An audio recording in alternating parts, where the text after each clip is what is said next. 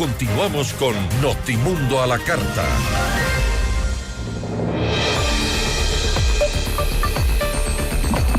Con un déficit fiscal persistente, alto endeudamiento público y baja presión tributaria, resurgen voces desde el Ejecutivo y organismos multilaterales que insisten en una nueva reforma al sistema tributario ecuatoriano. Mientras tanto, sectores productivos alertan sobre el riesgo de mayor carga impositiva en un momento de contracción. ¿Es técnicamente viable una reforma ahora? Nuestra entrevista de hoy en Notimundo a la Carta. Nos acompaña a esta hora Mauro Tejada, experto tributario y analista económico. Mauro, qué gusto, gracias por estar con nosotros. Gisela, muy buenas tardes, muchísimas gracias por la invitación. ¿Cómo evalúa usted la estructura actual que tiene el sistema tributario en el Ecuador? ¿Está recaudando lo suficiente o está mal diseñada? ¿Cuál es el problema? Bueno, hay cifras importantes, Gisela. En el 2024 el Servicio de Rentas Internas terminó una gestión con aproximadamente 20,000 millones de dólares, lo que equivale aproximadamente al 55% del presupuesto general del Estado. Pasó a ser la recaudación tributaria el elemento más importante detrás del presupuesto. Recordará usted, Gisela, que hace muchos años conversábamos respecto de la importancia del petróleo, de las divisas generadas por la exportación de petróleo y cómo alentaba justamente el presupuesto general del Estado. Hoy por hoy, las divisas relacionadas con el petróleo se encuentran en el lugar 14. El componente principal es la recaudación tributaria. Sin embargo, sí hay que hacer un desglose, ¿no? Hay que verificar cómo esos 20,000 millones que en el 2024 fueron recaudados por el Servicio de Rentas Internas efectivamente fueron realizados en atención a la gestión o no del Servicio de Rentas Internas. Justamente tengo un dato que encontré que decía que el país tiene una presión tributaria cercana al 13% del PIB, una de las más bajas de la región, ¿no?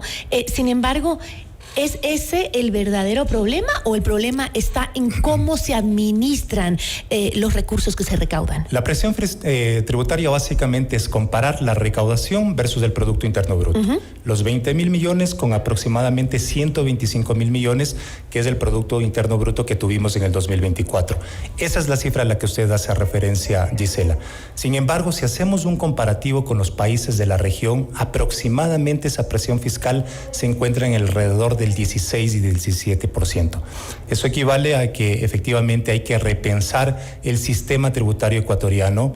Últimamente o en los últimos 6 años hemos tenido alrededor de 5 reformas tributarias.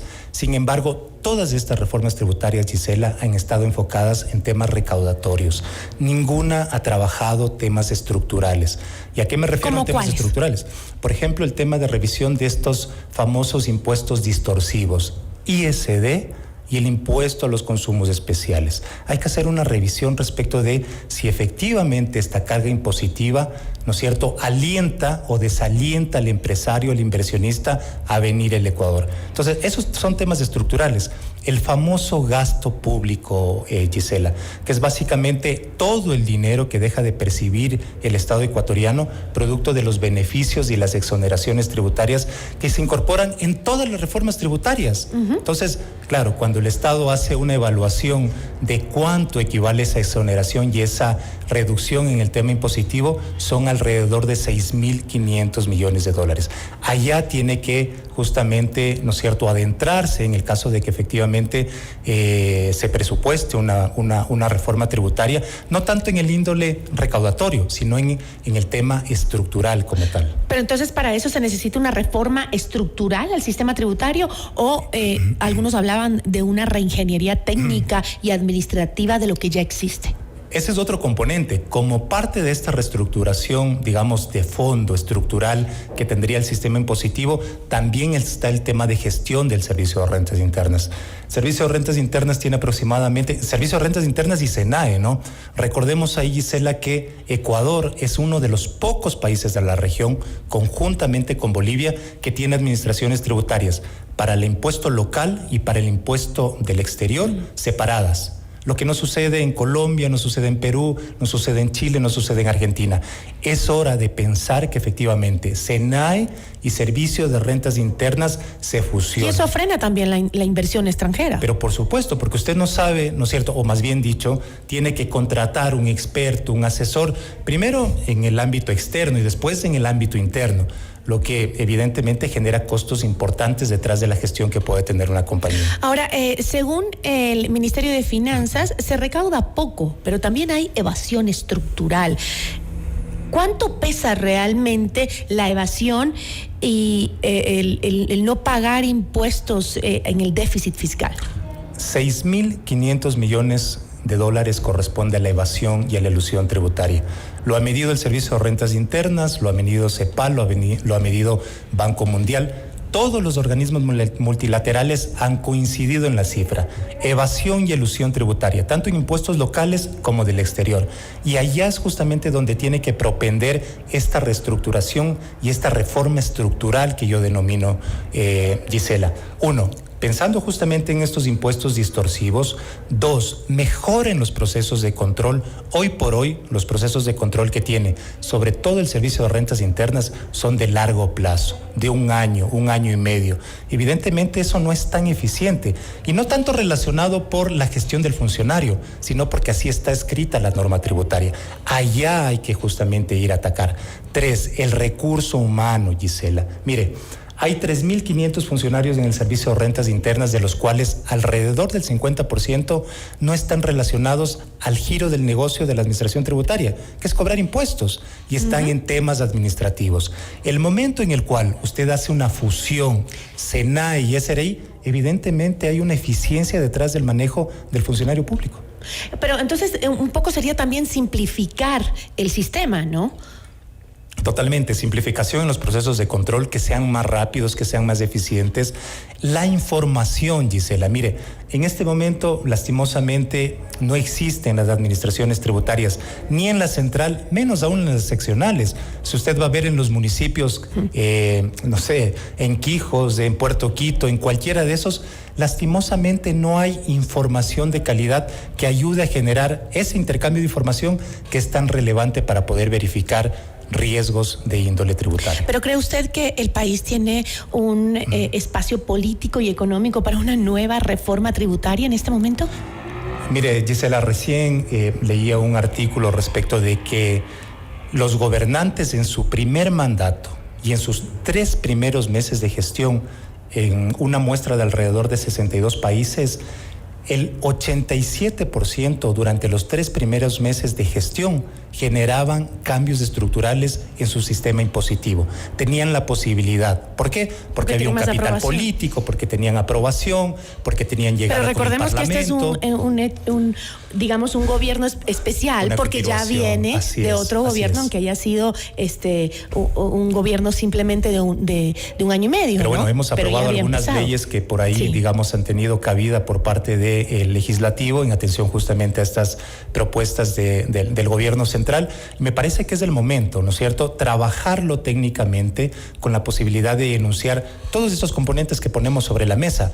Pero más allá de eso, Gisela, creo que el elemento principal sobre el cual se debe partir es que, sin tener una política monetaria, regresar a ver una política fiscal tributaria es el único camino que tenemos.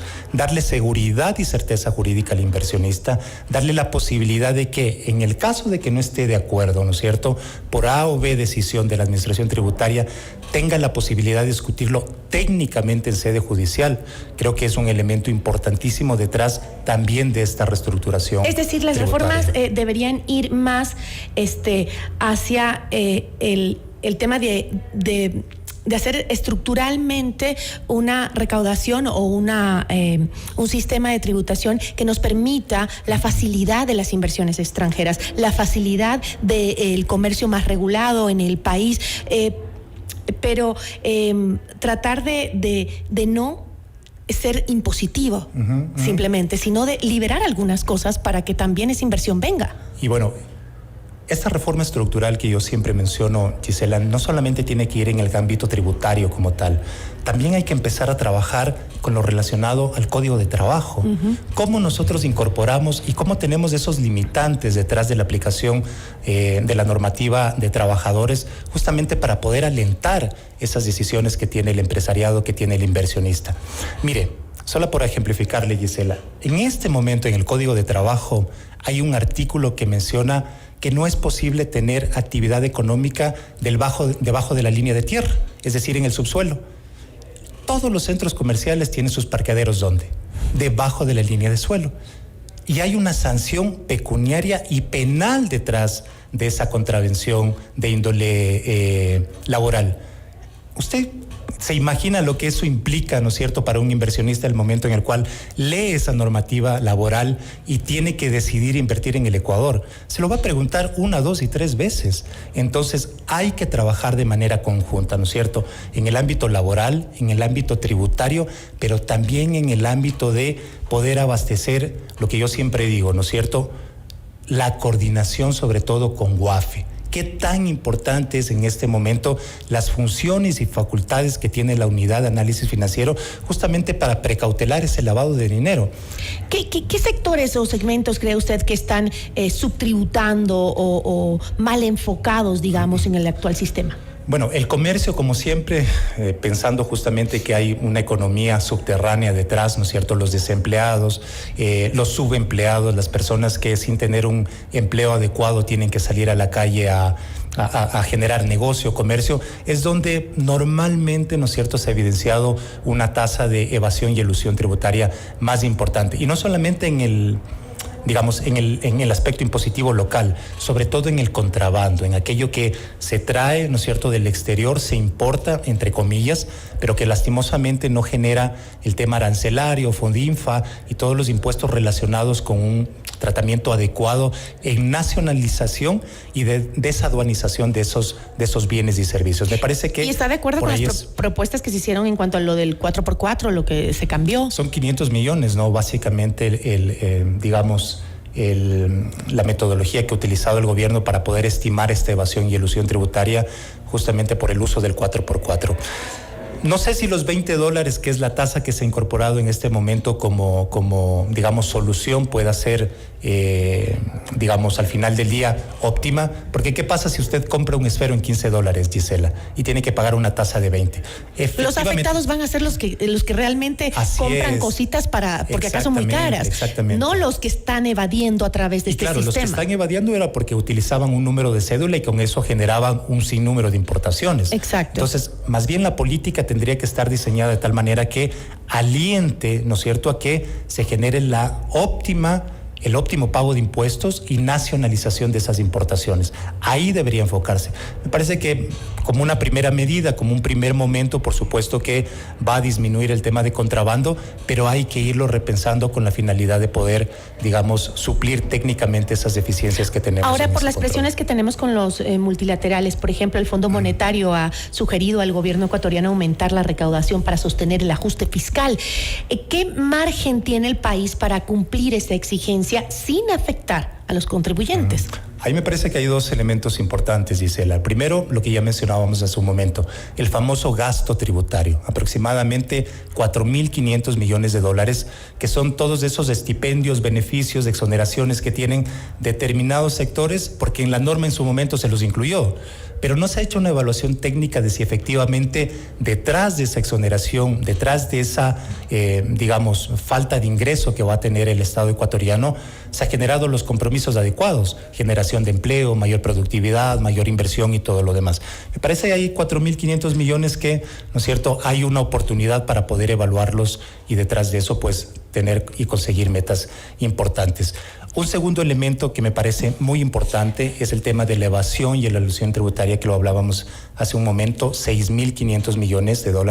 Y tercero, un dato no menos importante, todo lo relacionado con lavado de activos, Gisela. Son aproximadamente $5.000 millones que se ha medido y se ha evaluado que se lava en el sistema financiero.